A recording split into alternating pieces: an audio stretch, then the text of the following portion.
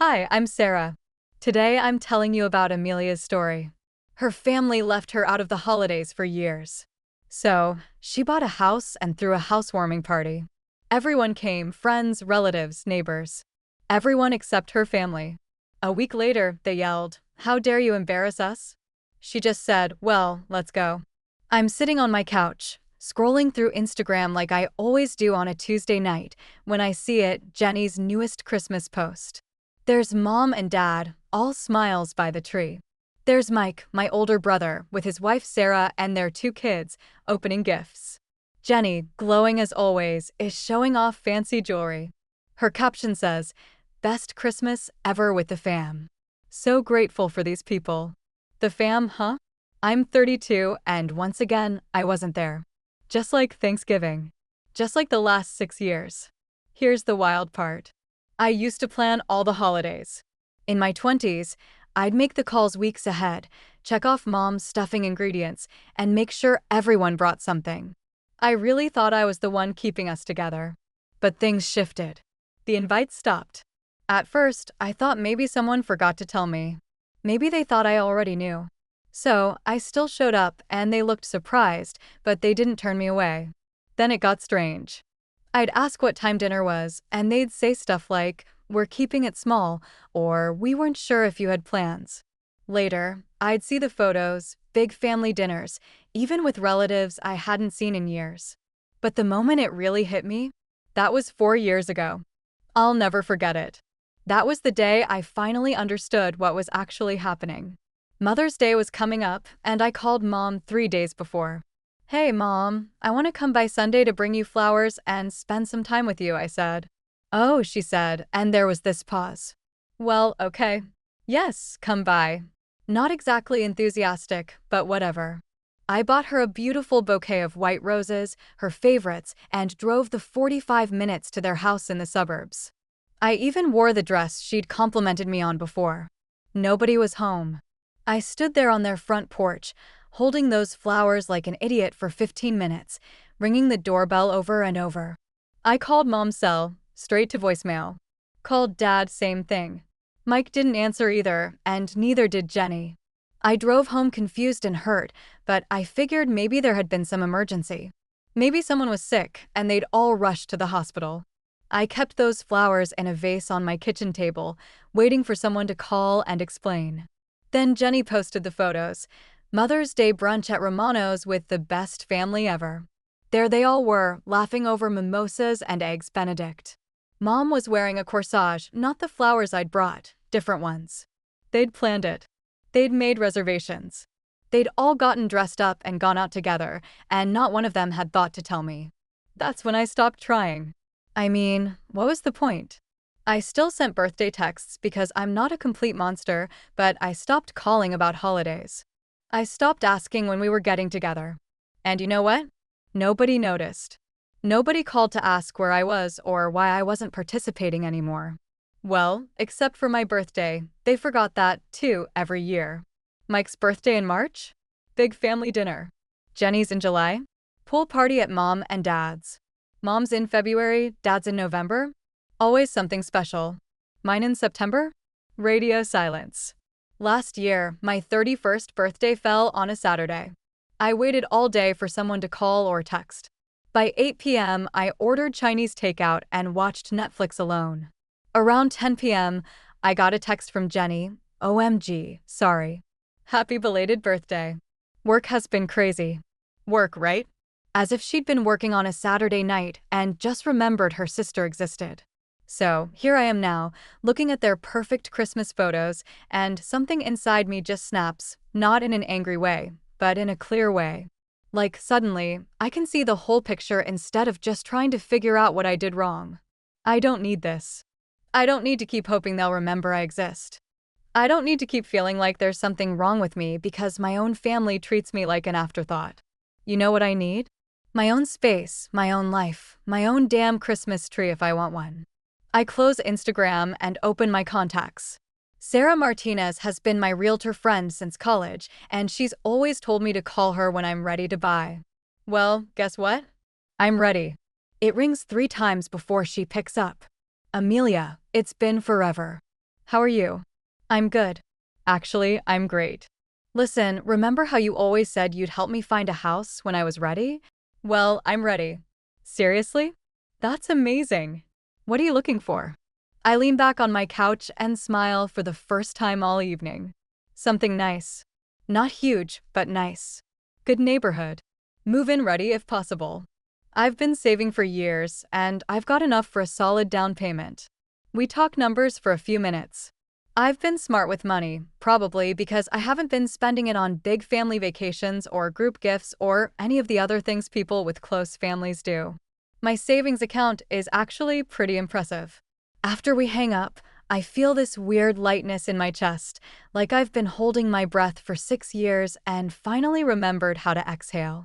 The next 6 weeks fly by like a dream. Sarah finds me the perfect house, a little blue colonial on Maple Street that just came on the market. The owner is relocating for work and wants to sell it fully furnished. The moment I walk through that front door, I know this is it. Big windows, updated kitchen, 2 bedrooms upstairs, and a tiny backyard with a patio. Everything is tasteful and comfortable. A soft gray couch, white wooden bed frame, even nice dishes. It's like someone designed a life I actually want to live. I put in an offer that afternoon. 2 days later, it's accepted. 5 weeks after deciding to change my life, I'm standing in my own house with my own keys.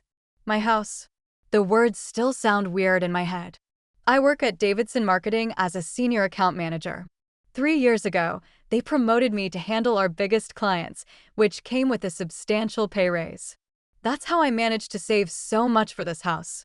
My family has no idea what I do for work or how well I'm doing. They've never asked. 2 weeks after moving in, I decide to have a housewarming party. I make a list of everyone who actually matters to me, my college friends, work colleagues, neighbors, extended family like my cousin Rachel and Aunt Linda, real people who care about me, not people who treat me like an afterthought. The one thing I don't do is invite my immediate family. Mom, Dad, Mike, Jenny, none of them get a call or text. For the first time in my adult life, I'm throwing a party, and they're not automatically included. Saturday arrives, and my little house fills up with people talking and laughing. Uncle Tom brings his famous potato salad. Jessica shows up with champagne. My neighbor Patricia invites me to join their book club. Around 4 p.m., Aunt Linda pulls me aside. "Honey, this is a beautiful party," she says. "But where's your mom and dad and Mike and Jenny?" I look her right in the eye. I didn't invite them. Oh, did something happen? Yeah, for the last 6 years, they haven't invited me to any family holidays, so I decided not to invite them either. Aunt Linda's face changes completely. "Amelia, are you serious? I had no idea they weren't including you." They weren't. It is what it is. I know Aunt Linda is the family gossip in the best way. By tomorrow, half my extended family will know exactly why I didn't invite my parents and siblings. The party goes until 8 p.m. When the last guest leaves, I sit on my couch in my quiet house, feeling peaceful. 3 days later, my phone starts ringing. Mom's name appears on the screen. I let it go to voicemail. Then Dad calls, then Mike, then Jenny. I don't answer any of them. The texts start coming next. "Mom, how dare you embarrass us like that in front of everyone?" Mike, "What the hell is wrong with you? Now all our relatives think we don't like you." Jenny, "Everyone's asking why we treat you differently." This is so humiliating. I laugh out loud reading these messages. They're not upset that they hurt me. They're upset that they got caught. I don't respond to any of them. A few more days pass. It's Saturday morning, and I'm drinking coffee on my patio when there's a loud knock on my front door. I look through the peephole, and my heart sinks. All 4 of them are standing on my doorstep: Mom, Dad, Mike, and Jenny. I open the door slowly. "What do you need?" Mom doesn't even answer. She just pushes past me into my house like she owns the place. The others follow her in. "What do you think you're doing?" I ask, but they're already spreading out. Mike and Jenny immediately start walking around, inspecting everything. Mike runs his hand along my kitchen counter. Jenny peers into my living room like she's taking inventory. "Nice place," Jenny says, but not like a compliment. Meanwhile, Mom starts shouting. "How could you disgrace us like this, Amelia? Do you have any idea what you've done?" Linda has been calling me nonstop. All our relatives are asking why we treat our children differently. They're asking why we made you an outsider. Dad nods vigorously.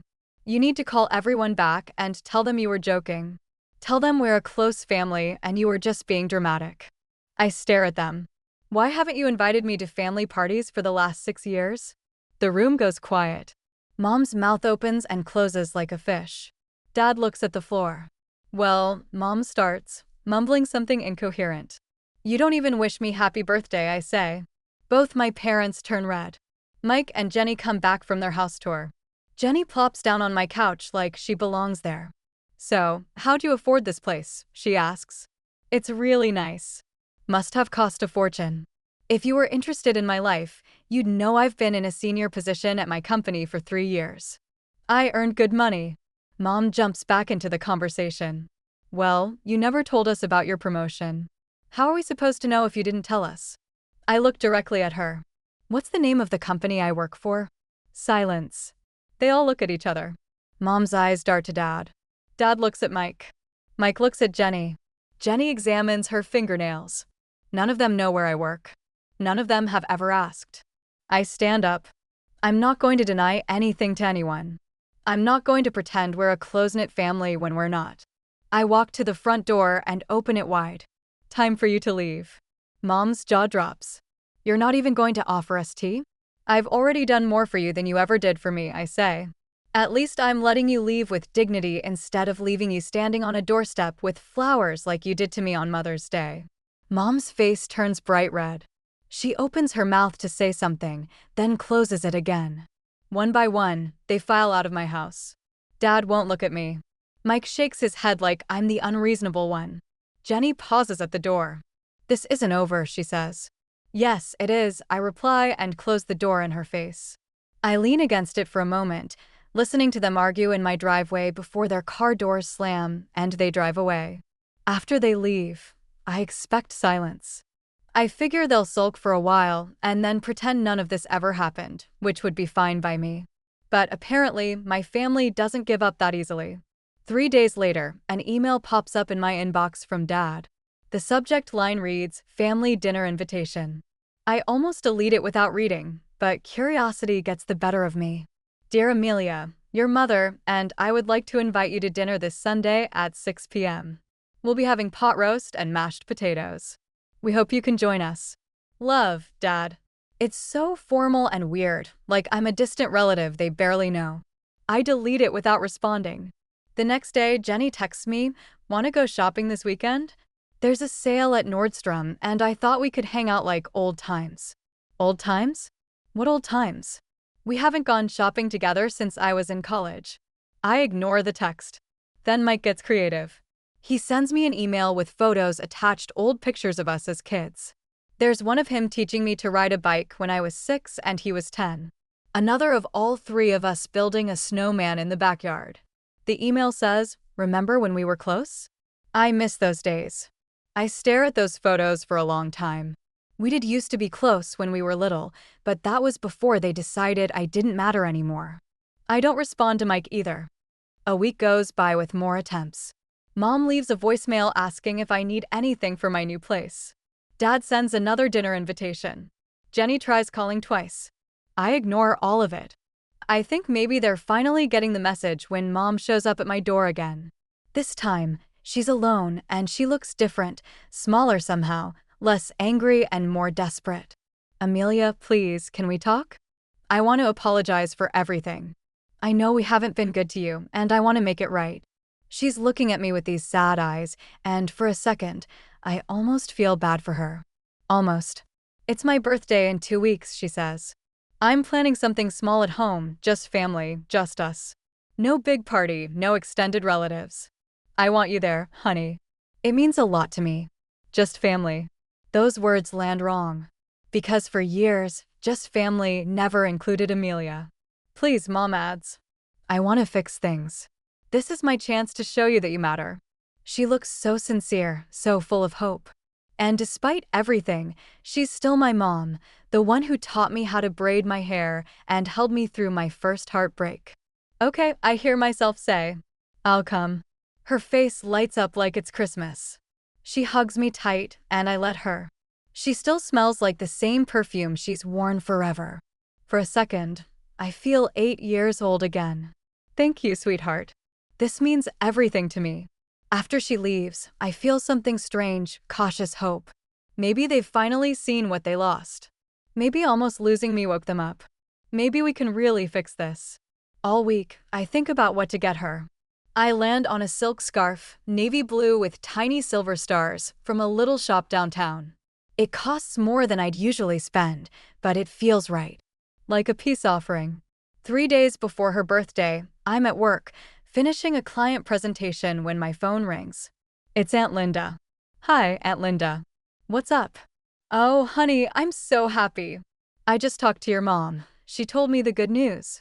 What good news? That you made up. She said you're coming to her birthday party. I'm thrilled you're back with the family. My stomach drops. Party? I thought it was a family dinner. Oh no, she says. She's invited everyone, all the aunts and uncles, all the cousins. She said she wants to show everyone that you're all one big happy family again. She's been calling people all week. I hang up without saying goodbye. I sit in my car in the garage, shaking with rage. They haven't changed. They don't want to rebuild anything. They want a showpiece. They want to use me as proof that everything's fine. This was never about love. Never about missing me. It was all about appearances. I drive to the mall and return Mom's gift. The saleswoman asks if there's anything wrong with it. No, I say, it's perfect. It's just going to the wrong person. I don't call Mom to tell her I'm not coming. I don't text or email or send a carrier pigeon. If she wants to use me for her little show, she can wonder where her star performer is. Sunday arrives, Mom's birthday. I turn off my phone at 5 p.m. and make myself a nice dinner, grilled chicken, roasted vegetables, a glass of wine. I eat on my patio and watch the sunset. At 6:30, I turn my phone back on. 15 missed calls, 7 voicemails, dozens of texts. The first voicemail is from Mom at 6:05. Honey, where are you? Everyone's here waiting for you. The second is at 6:15. Amelia, please call me back. People are asking where you are. By 6:45, Dad's calling. Your mother is very upset. You need to get here right now. Mike texts at 7 p.m. What the hell? Get your ass over here. Mom's crying. Jenny at 7:15. Everyone's staring at us. This is so embarrassing. Just come already. At 7:30, my phone rings again. Aunt Linda. I answer this time. Hi, Linda. Amelia, where are you? I'm at your mom's party, and everyone's wondering where you are. Your mom keeps checking her phone and looking at the door. Put the phone on speaker so everyone can hear me. There's some rustling. Then Linda's voice sounds far away. Okay, you're on speaker. Everyone's listening.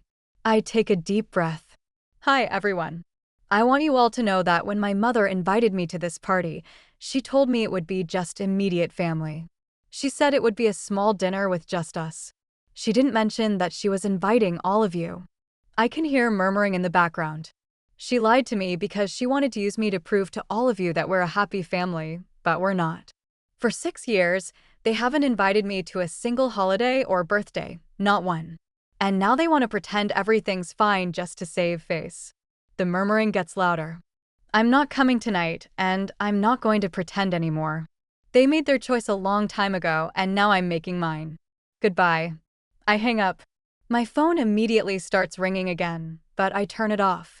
I pour myself another glass of wine and sit back down on my patio. Tomorrow, Aunt Linda will probably call to tell me what happened after I hung up. But tonight, I'm just going to enjoy the quiet. I sleep better that night than I have in months. When I wake up Monday morning, I feel this incredible lightness, like I've finally put down a heavy bag I'd been carrying for years. Around noon, there's a knock on my door. I peek through the window and see Aunt Linda standing on my porch with a casserole dish. I brought you lunch, she says when I open the door, and I wanted to tell you what happened after you hung up last night. I invite her in, and we sit at my kitchen table. She sets the casserole down and looks at me seriously. Honey, after you made that announcement, you could have heard a pin drop. Everyone just stared at your parents. Then people started asking questions. What kind of questions? Uncle Tom asked your dad point blank why they hadn't invited you to Christmas. Cousin Helen wanted to know why you weren't at Thanksgiving. Your mom tried to explain, but she just kept making it worse. Linda shakes her head. She said something about how you were always busy with work. And then Mike jumped in and said, you never told them about your job promotion. So Helen asked what company you work for, and none of them could answer. I can picture the whole scene, my family scrambling to explain themselves while our relatives realized just how little they actually know about me. What happened then? People started leaving. Uncle Tom packed up his potato salad and said he was disappointed in your parents. Helen hugged your mom goodbye, but she looked pretty cold about it. By 8 o'clock, it was just your immediate family sitting there with a birthday cake nobody wanted to eat. Linda reaches across the table and squeezes my hand. Your mom cried. She kept saying everyone misunderstood, that she loves all her children equally. But honey, actions speak louder than words. I don't feel sorry for her, I say, and I mean it. You shouldn't. What they did to you is wrong. And last night proved they still don't get it. They weren't trying to fix things with you. They were trying to fix their image. Linda stays for an hour. We eat her tuna casserole and talk about everything except my family. When she leaves, she hugs me tight. I'm proud of you for standing up for yourself, she says. You deserve better than how they treated you. Over the next few weeks, my family tries everything. They call from different numbers, thinking I won't recognize them. But I know their voices. The moment I hear Amelia, it's mom, or hey, it's your brother, I hang up immediately. They send emails that I delete without reading. They leave voicemails that I erase. Mike even tries messaging me on LinkedIn, which is actually kind of funny. Professional networking to repair family relationships? That's a new low. 3 weeks after Mom's birthday disaster, I'm grocery shopping when I run into Mrs. Patterson, my old neighbor from when I was growing up. She's known my family for 20 years. Amelia, how are you, dear? I heard you bought a house. How exciting. I'm doing great, Mrs. Patterson. Really well. That's wonderful. You know, I saw your mother at the bank last week, and she seemed so sad. She said you two had some kind of misunderstanding. I smile politely. It wasn't a misunderstanding. It was 6 years of them not including me in their lives and me finally deciding I was okay with that. Mrs. Patterson's eyes widen. Oh my, I had no idea. Most people didn't, but I'm much happier now. And it's true. I really am happier. My house feels like home. My job is going well. I just landed another big client. I've been dating this guy, Tom, from my book club, and he's actually pretty great. My life is full of people who choose to be in it, not people who treat me like an obligation. Last weekend, I had Sarah and her husband over for dinner. We grilled burgers on my patio and played board games until midnight. Nobody mentioned my family or asked why they weren't there. Nobody made me feel like something was missing. Because nothing is missing, I have everything I need. Yesterday was my 33rd birthday. I took the day off work and treated myself to a spa day. When I got home that evening, my phone was full of messages from friends wishing me happy birthday. Jessica sent flowers. My cousin Rachel called to sing to me. Tom brought over a cake, and we ate it while watching a terrible movie. My immediate family? Radio silence, just like every year. But this time, I didn't wait all day hoping they'd remember. I didn't check my phone every 5 minutes or feel disappointed when nothing came. I celebrated with people who actually care about me, and it was perfect. I used to think something was wrong with me. I thought I must have done something terrible to make my own family not want me around. I spent years trying to figure out what I'd done wrong, how I could fix it, how I could earn my way back into their good graces. Now I realize the problem was never me. The problem was that they decided long ago that I wasn't worth the effort. And I spent too many years accepting that judgment. But I don't accept it anymore. I know my worth now. And it's not determined by whether my parents invite me to Christmas dinner or remember my birthday. I'm building my own traditions. I'm creating my own family from the people who choose to love me. And for the first time in years, I'm genuinely excited about my future. My family can keep their perfect little bubble where I don't exist. I'll keep my imperfect, honest life where I do. And honestly, I think I got the better deal.